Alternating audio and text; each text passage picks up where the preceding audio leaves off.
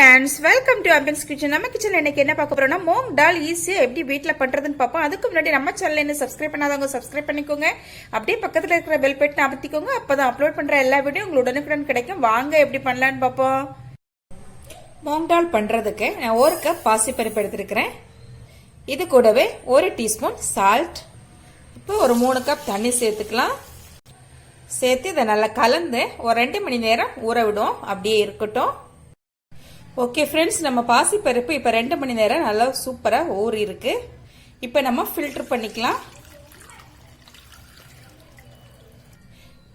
தண்ணியெல்லாம் நல்லா வடியட்டும். இப்போ தண்ணியெல்லாம் நல்லா வடிஞ்சிடுச்சு. நம்ம ஒரு டவலில் இதை ஸ்ப்ரெட் பண்ணிக்கலாம். இந்த மாதிரி டவலில் போட்டு ஃபேன் கீழே ஒரு 5 to 10 மினிட்ஸ் வச்சோம் அப்படின்னா அழகாக நமக்கு காஞ்சி கிடைக்கும்.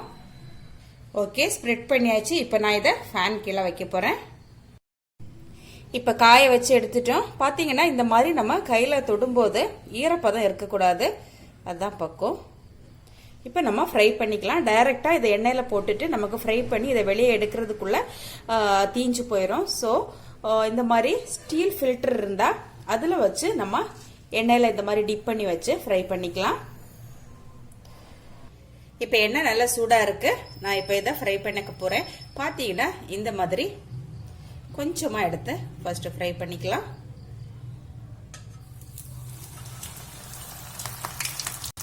கடாயில் எப்போதுமே ஆஃப் போர்ஷன் தான் எண்ணெய் வச்சுக்கணும். ஏன்னா இது பொங்கி வெளியே வர்றதுக்கு சான்ஸ் உண்டு. ஓகே, ரெடி ஆயிடுச்சு. நான் இப்போ வெளியே எடுத்துருந்தேன். குயிக்காக ரெடி ஆயிரும். ஒரு பவுலில் டிஷ்யூ பேப்பர் வச்சு அதில் போட்டுக்கிறேன். இப்போ அடுத்த செட்டு ஃப்ரை பண்ண போகிறேன்.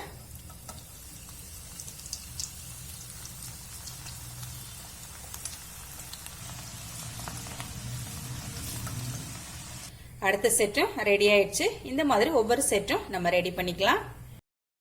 ஓகே ஃப்ரெண்ட்ஸ், இப்போ எல்லாத்தையும் ஃப்ரை பண்ணி எடுத்துட்டோம். இப்போ வந்து இந்த டிஷ்யூ பேப்பர் வச்சு லைட்டாக இந்த எண்ணெயை வந்து நம்ம தொடச்சு எடுத்துக்கலாம்.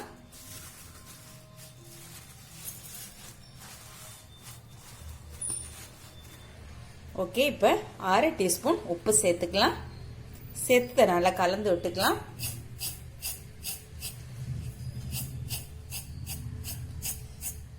ஓகே ஃப்ரெண்ட்ஸ், நம்ம மூங் டால் இப்போ ரொம்பவே சூப்பராக ரெடி ஆயிடுச்சு. எல்லோரும் விரும்பக்கூடிய ஒரு அருமையான ரெசிபி. ஈஸியாக வீட்டில் நம்ம இதை பண்ணிக்கலாம். இந்த ரெசிபி உங்களுக்கு பிடிச்சிருந்தா ஆம்பியன்ஸ் கிச்சனை சப்ஸ்கிரைப் பண்ணி, லைக் பண்ணி, ஷேர் பண்ணி, கமெண்ட் பண்ணுங்க. மீண்டும் நல்லதொரு ரெசிபியோட உங்களை சந்திக்கிறேன். பாய்.